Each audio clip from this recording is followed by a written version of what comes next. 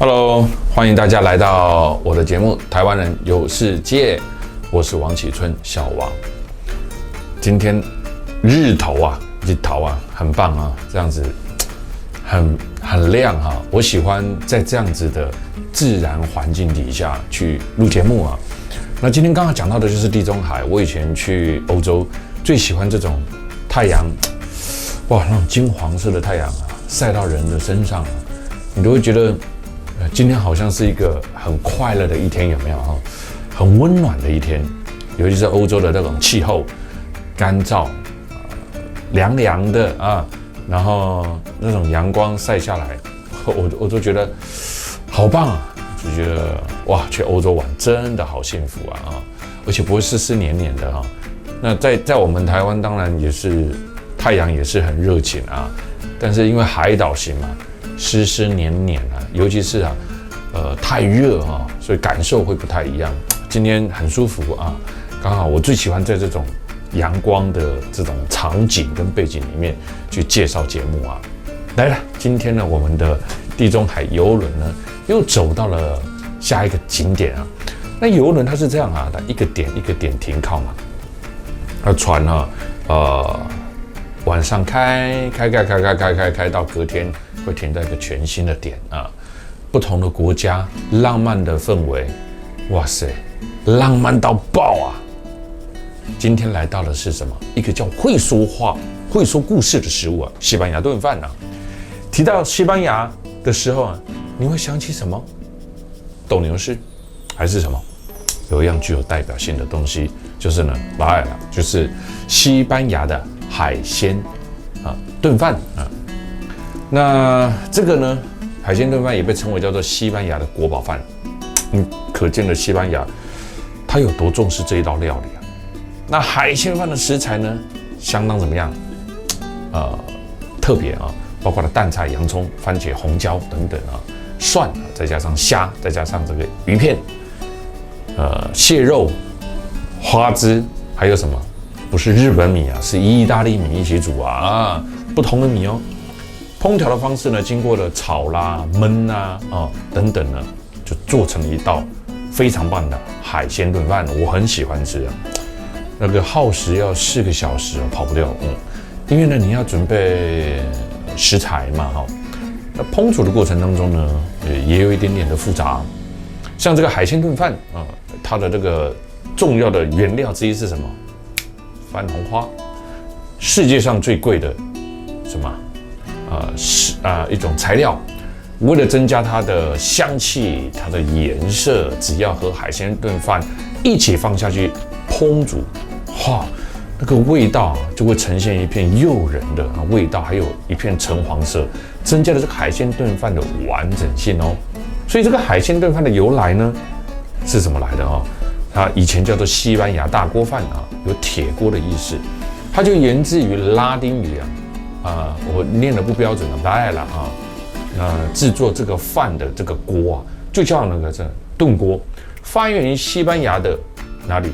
瓦伦西亚大米炖饭这种历史非常久远，源自于阿拉伯人统治西班牙时期，阿拉伯人呢就通过什么丝绸之路有名啦，将东方的稻米、火药还有什么橘子、柑橙子等就传到了西班牙。在西班牙到处都看得到橘子树。瓦伦西亚则是西班牙通往地中海的门户，它的地理战略位置呢十分重要这里呢气候宜人土壤又很好，很肥沃，它就非常适合说什么种稻米，还有什么橘子就橙子那都可以orange 最初的这个炖饭其实就是用大米、鸡肉还有什么蔬菜烹调而成的一道饭那如今呢，我们也有人叫它瓦伦西亚饭后来西班牙人就在这个基础上应用不同的食材，把它做成了海鲜饭。因为我刚刚讲的料都没有海鲜，对不对？慢慢的墨鱼汁啦就叫墨鱼饭那虾子啦就是后来就是都以用海鲜为基底为原料。那这个炖饭西班牙炖饭最受欢迎的也就是海海鲜炖饭啊，点菜率很高啊。结果你去西班牙，你一定要吃，大家变干脆都是炖饭，都是海鲜就叫海鲜饭好了啊。所以在西班牙，每到了一个节日，还有包含3月的这一个节日呢，就会很多人呢聚集在家族聚会的时候呢，聚在一起呢，一起来吃他们传统这个饭啊，叫做西班牙大锅饭啊。那现在变成一个特色，这道平民节的料理，正统的炖饭的这个米粒啊，但是中间要带有一点硬硬的米啊，这样才能吃出米的味道。这个对我们来讲是跟我们喜欢吃软的米不一样啊，亚洲习惯吃的米饭不一样。有时候我们台湾人最爱吃的就是嫩的米啊，有水分的啊，就不小咖喱啊，所以有的人会吃不习惯，但也有人很喜欢它的特殊口感啊。西班牙是地中海地区唯一用米饭为食的国家，澳洲就有人用米饭啊，西班牙是，所以这道料理在这种大锅的时候呢，通常呢，它会选在户外，因为锅子很大，它要煮比较好煮，用大型的这样平底锅来烹调。基本的材料就是我说的米啊、橄榄油啊，还有番红花啦啊，可以回家学一学哈，学看能不能抓住你老公的胃啊，再加上各种新鲜的贝类、肉类，哇塞，做搞缸那样哈。挑对了米，西班牙海鲜炖饭，那是成功了一半呢。那台湾吃的米啊，吃起来比较湿软，你不必三尾都不适合做西班牙炖饭因为它没有办法吸汤汁嘛。所以西班牙海鲜的炖饭啊，它除了那个米还要硬，还要结实，吃起来才会有扎实的这个口感那一个说法是，据说啊，这个炖饭是在5世纪的时候，哥伦布航海曾经在一次遇到了这个飓风的袭击因而逃生到西班牙的一个小渔村上面就在那个地方。那当地的渔民呢，就怎么样，就做了这个海鲜饭就给他吃喽那哥伦布吃了之后，吃了这顿饭呢，就救了他嘛所以当地的人呢，到现在为止呢，都把这个海鲜饭称为叫做救命饭。哎呦，太阳有一点被云挡住了，你看多自然那个灯光会随着变化，对不对？那讲到这个，后来国王就下令了，小渔岛上面的渔民也要用这个海鲜炖饭来招待最尊贵的客人。所以呢，为什么西班牙炖饭它被称为叫做西班牙的国宝饭？所以我们在旅游世界各国的时候，除了看风景、听历史，连一道食物都有它的历史背景旅游就是这样嘛。现在我们不能出国旅游，没有关系。线上旅游、电视旅游其实也是一种风行嘛所以我说，连一个饭、连一道食物、连一道食材、连一个水果都有历史，用心去感受看看。那我为什么要讲这个呢？因为我们接下来就要去瓦伦西亚。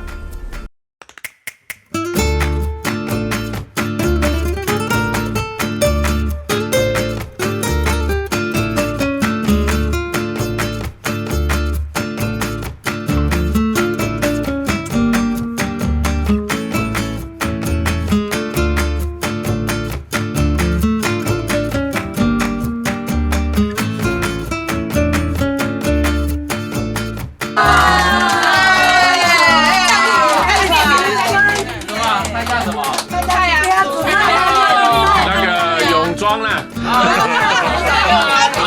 优秀，好优秀，珠彩第一名啦！哎呀，那太厉害了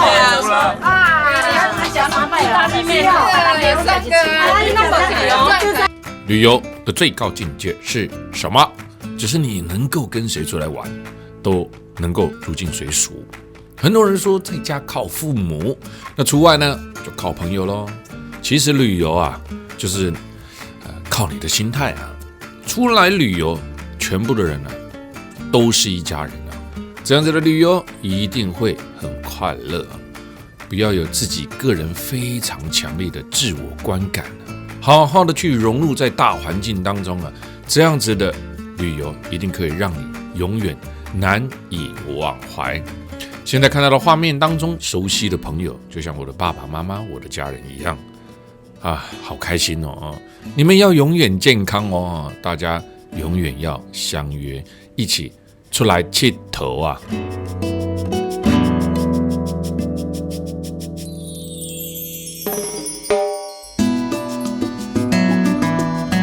再不来1分钟。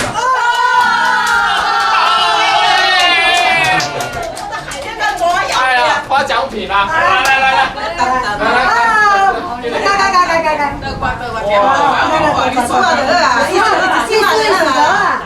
因为看他一罐不够得，艺术啊。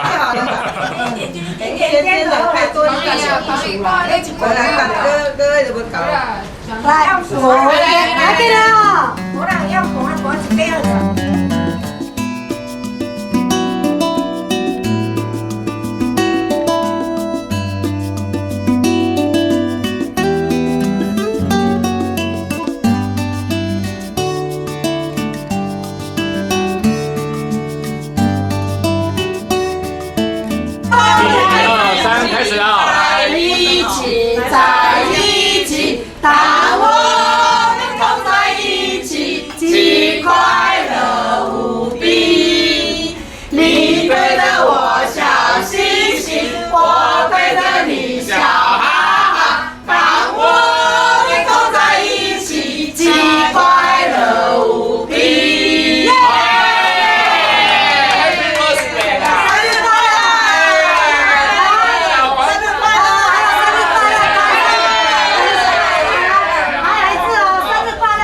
1、2、3，生日快乐！祝你生日快乐！祝你生日快乐！祝你生日快乐！生日快乐！生日快乐！哇！今天的船停靠在西班牙都瓦伦西亚，一个轻快到令人嫉妒的生活城市。海边啦，棕榈树啦，干净的街道啦，古典式的建筑啦，悠然的生活绿地啦，哇！海鲜炖饭 ，Spanish Paella 的发源地，西班牙的第3大城市瓦伦西亚，整个城市的第一印象呢，完全的颠覆了冬日欧洲的景致哦。全年的均温啊，15度到30度啊，很少下雨。棕榈树以及海边的沙滩，到处拢是你散步，牵着孩子的家庭呢，有着新旧艺术的这个融合建筑，似乎找不到任何击垮这个城市的因素了啊。别讲啊，也就是我自己啊，对这个古典欧洲的钟爱啊，有时觉得欧洲人太懒散，但是有时候又觉得他们啊，为什么会这么懒散呢？像个因的环境加赞啊，这么的美。人们呢彼此见面的时候呢，都会打声招呼啊。那这有时候啊，在自己生活的冷漠环境当中啊，总是带来那么一丝丝的温暖啊，就像太阳照射在我们身上一样啊，就像我很喜欢在太阳底下拍摄影片一样。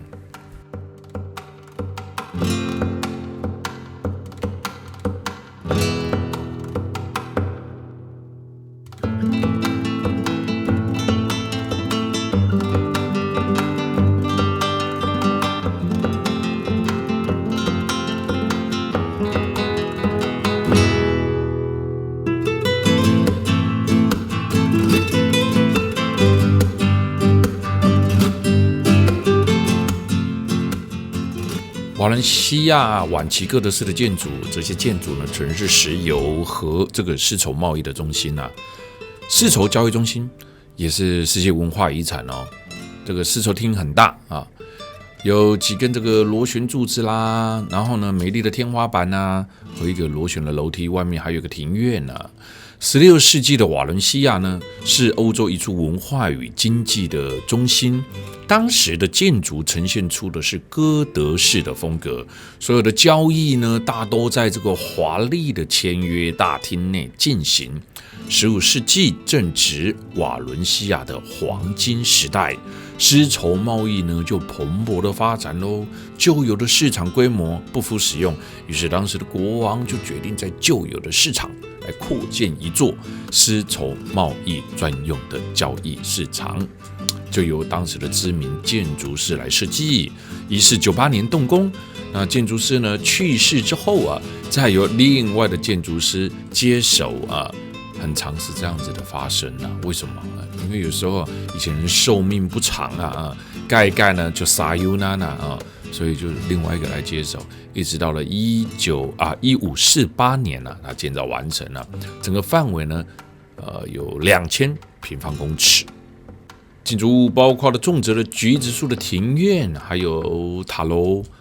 签订大厅啊，现在我就在这里面啊，有这个贸易法庭等等啊，海洋领事馆也是啊，丝绸贸易中心就以哥德式的建筑为它的特色，成为在当时地中海地区重要的贸易中心，创下一段辉煌的历史哦。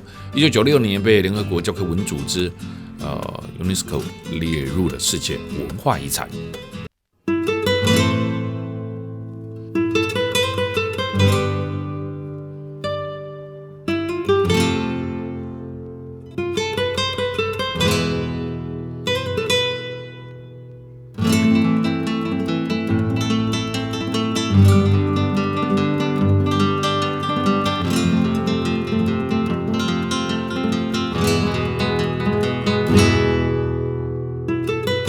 喜欢逛市场吗？如果答案是肯定的，那来到瓦伦西亚，哎呦喂呀，千万别错过中央市场啊！喜欢吃道地的西班牙美味吗？如果答案也是 yes， 那来到这个中央市场啊，你一定会获得大大的满足啦。在这个各占据8000平方公尺的空间里啊，有容纳了数百个摊位。从常见的新鲜肉品你带不回，鱼货也带不回，蔬果还是带不回，因为台湾不能带这些东西进来啊。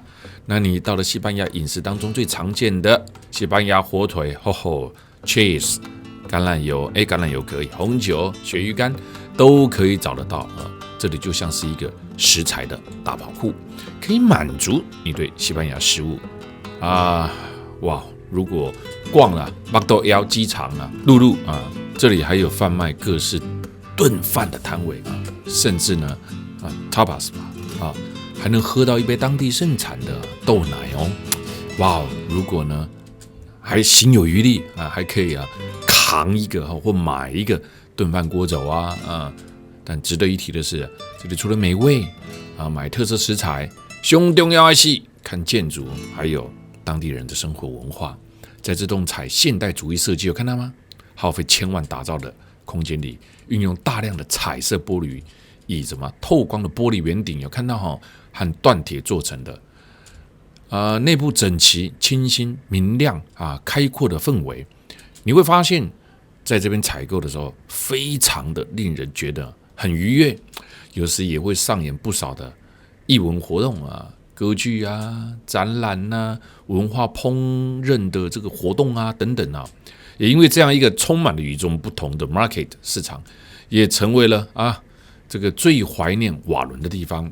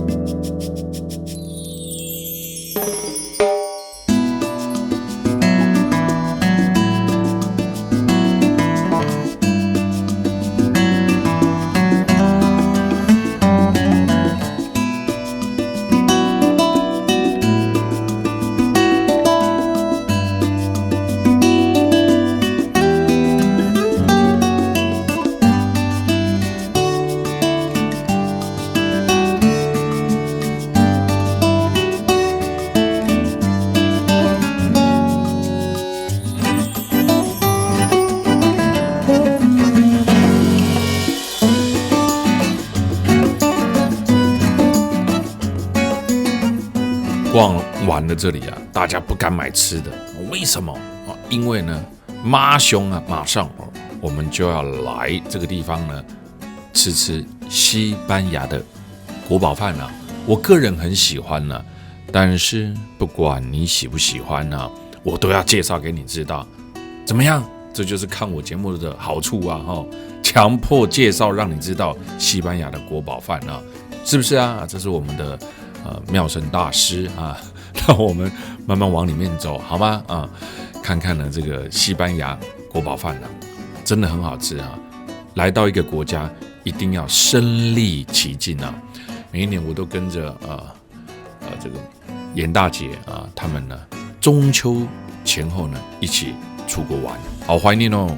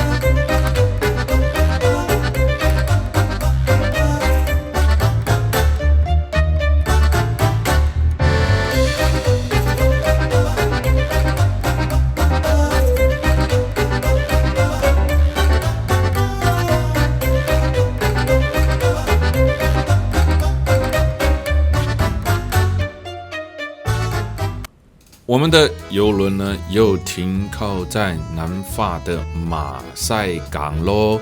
现在我们先不玩马赛，马上驱车前往哪边？最有名的南法普罗旺斯。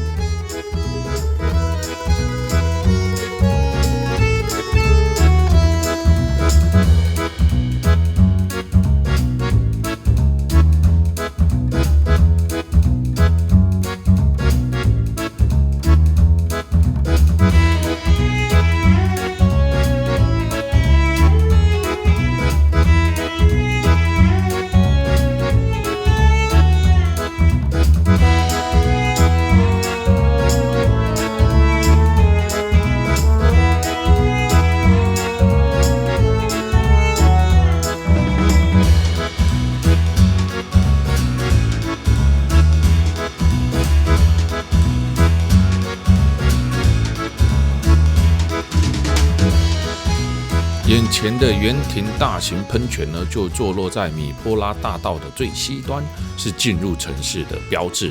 规模庞大，三女神的喷泉有看到哈？雕塑呢就树立在圆亭喷泉的中心点。普罗旺斯的大区前首府，南法的千泉小镇艾克斯普罗旺斯。艾克斯呢是一座以甜蜜优雅的生活而著称的城市啊！哇塞啊，蜂蜜色的房屋啊！当季的特产、跳蚤市场，以及呢大大小小的喷泉呢，都给这个城市呢增添了非凡的魅力啊！它也是一座呢 Artist City 艺术之都，常常举办各类文化以及艺术活动。小镇呢艺术氛围浓厚，被称为现代艺术之父的天才画家保罗·塞尚就在这里诞生的哦。你看这个是米拉波林印大道，哇塞，来一杯咖啡哦！我坐在普罗旺斯大道购物呢，天哪，你会爱上这里哦！你当然呢还有其他方式啊，你也可以呢花1-2个小时呢，在塞克斯呢的温泉浴室享受沐浴和按摩。旅游团体当然呢没有办法有这个时间了哈。哇塞，艾克斯呢就坐落在法国南方一座呢以有甜蜜优雅的生活而著称的城市。你看看呢，随处可见的17世纪的豪华官邸建筑的老城。这里呢也是享誉世界的法国作家，这个故乡啊。那你看看清晨的市集，当地的特产啊，然后还有这个可丽颂糖啊，以及大大小小的喷泉呢，都给这个城市增添了非凡的魅力啊。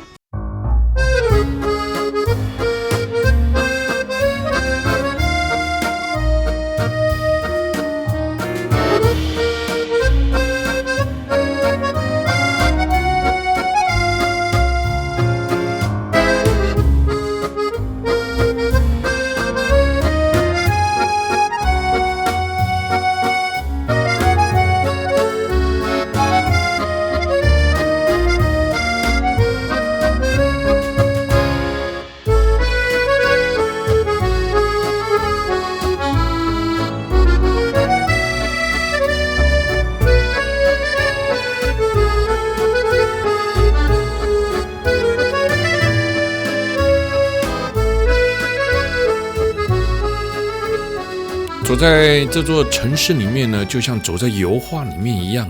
在那些遥远的时代啊，水是极为珍贵的东西啊。我想去买花狗啊，只要我们一开水龙头啊，就有干净的水可以饮用啊。伊井奈屋这个地方为什么叫做千泉之城呢？旧时候人们为了水源，可得大费周章的挖井。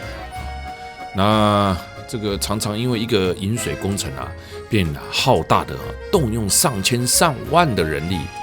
罗马帝国衰退之后，这些水池呢就被入侵者破坏殆尽啊。到了中世纪时期啊，人们就产生了另外一种迥然不同的想法，认为呢流动的水会传播疾病。这就是以前在这个地方啊，罗马曾经统治普罗旺斯。那你知道罗马人最会盖什么？水道水渠。所以呢就在这里盖满了很多的喷泉，从其他的郊区山上呢溪流旁边把水引到这个城市来啊。那因为呢当时呢氛围流动的水会传播疾病，因此本来随处可见的水池呢就渐渐怎么样销声匿迹了。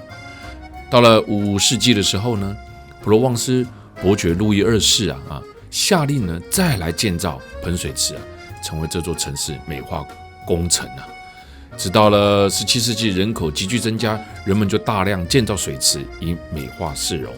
而引水工程呢，随着科技日新月异，在19到20世纪呢，又建造了水坝，还有使得这个城市的用水水源呢，用之不竭水池就扮演着不同的角色。自罗马帝国时期仅为单纯的蓄水容器，到了17世纪呢，成为了装饰街道的艺术品。人们的需求就会随着时代而变化，孕育出功能上截然不同的产物。至今呢，我们仍然可以在街道上轻易的撞见这些造型各异的水池，有些呢以外观命名，有些呢冠上了什么伟人之称，皆变成了这个城市最美的风景。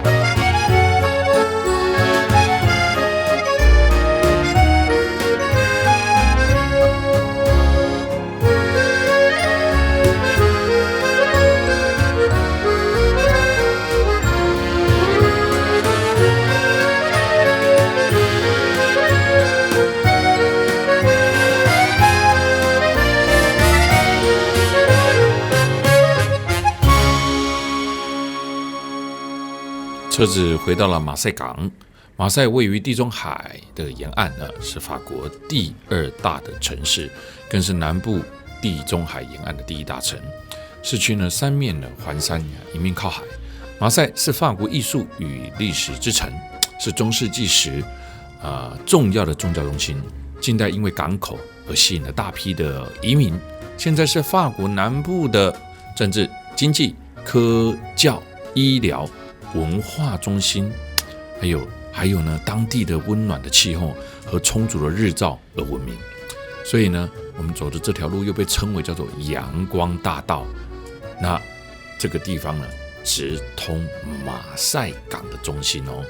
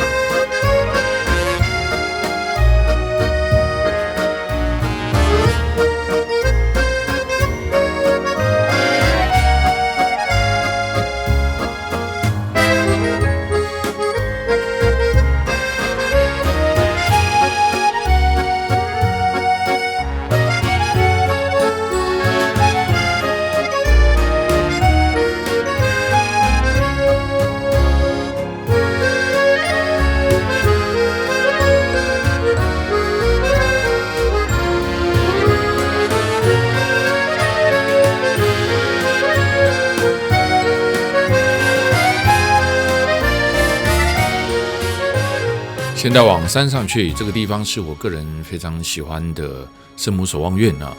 圣母守望院位于马赛的山丘上，标高有154公尺啊，它就守护着马赛港啊。马赛港靠海为生的渔民的安全啊，就相当于华人台湾的妈祖一样啊。它是19世纪中叶由建筑师艾斯佩兰多的设计啊，拜占庭样式的壮丽教堂啊，竖立在这个高46公尺的钟楼上面，远远就可以看得到金色的玛利亚像啊，无论白天或晚上都非常耀眼，也非常的迷人。来到这儿啊，都会让我觉得心里面很平静。那你看玛利亚啊，这个是我们的大师啊，还有不同宗教啊，无论白天或晚上都非常的耀眼，也非常的迷人啊。教堂里处处摆着呢马赛市民为谢神而奉上的匾额。当这个渔船呢平安的归来的时候呢，它是不是拜拜啊？这天主教啊，他就会献上船只啊，那不是找一只船呢拿进来呢，那它是做成一个小小的瓶子啊，所以呢，教堂内会将船只串成一长串这样吊挂着很可爱，一看就是一个海洋密不可分的教堂啊。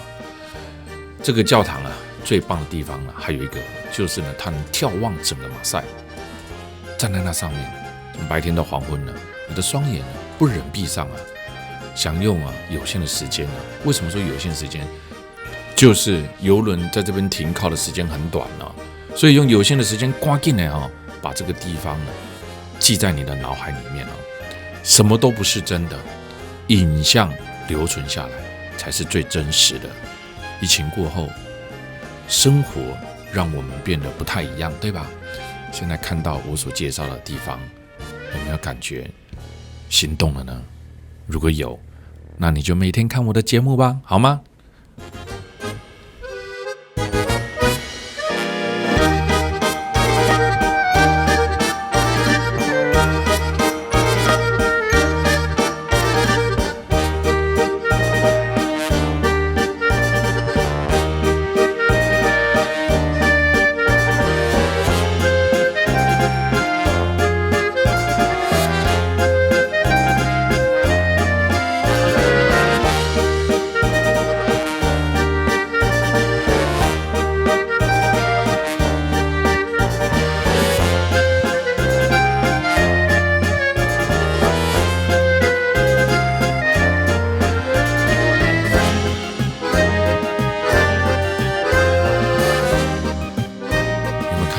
都是船的标志。这里的建筑绝对颠覆你对教堂的想象。我喜欢欧洲的教堂，很多人认为我又不信这个宗教，其实不是，是教堂的美，它的艺术，它的建筑，都让我常常进去，心灵会变得非常的平静。从这里看出去，这里就是马赛港，远远也可以看得到伊夫岛、基督山恩仇路、大仲马，有没有看到？那里就是伊夫岛。